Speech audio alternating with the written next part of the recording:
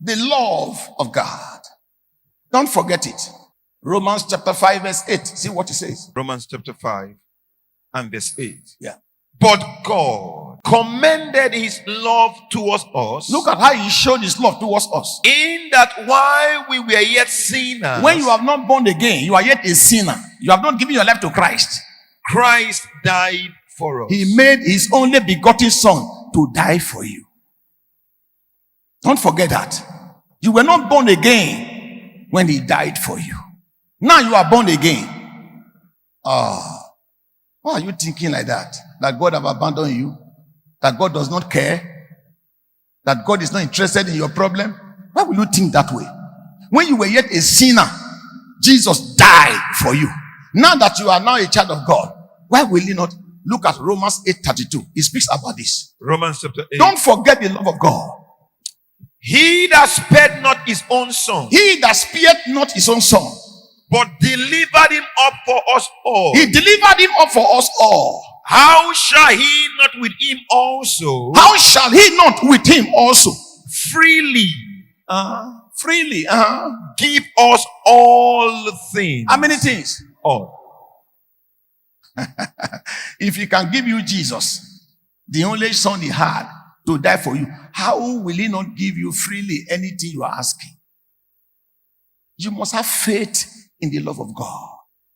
You must have faith in the love of God. This love of God is so strong that he's willing to do anything for you. Just that he does it at his time. He does it at his time. And while his time is waiting for maturity, you must learn to know what to do to make him happy. If it's a good thing you ask, surely the good God will deliver it. Remember, he didn't create the whole world in one day. To show to you that he doesn't do everything once. He doesn't do everything once. It's a God of times and season. When you forget the love of God, you suffer defeat before the battle will start. Some people were sent by God to go and see the promised land. 10 spies. They went and they came back. 10 of them out of 12 told the congregation that what we saw, they were terrible people. We cannot go to where God said we can go because the enemies we saw on the way, they are terrible people. And they are very tall. They are giants. They are giants. And we even investigated. We found out that they eat human beings. It means they will eat us. And all of them said, let us go back to Egypt. We will not go to the promised land because we don't want to go and die in the hands of giants. But 2 out of the 12 of them, look at the statement they said. Verse 8 of Numbers 14. If the Lord delight in us, if the Lord loves us, then he will bring us into this land. He will bring us to this land and give it us. And give it to us. A land which floweth with milk and honey. Which he promised us. If the Lord truly loves us, he will give it to us. They had faith in the love of God. Except God does not love us again. But if truly he loves us, he will take us there. Giant or no giant.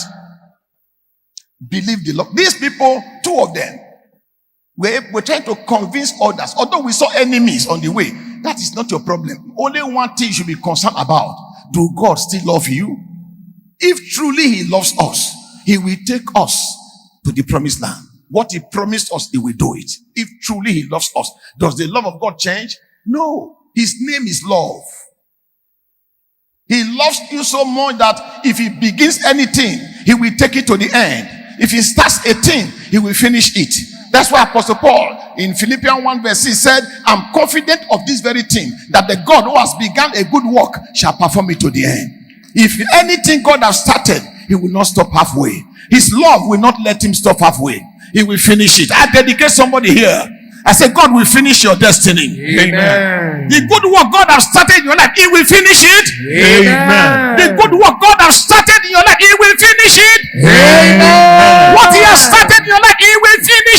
Amen.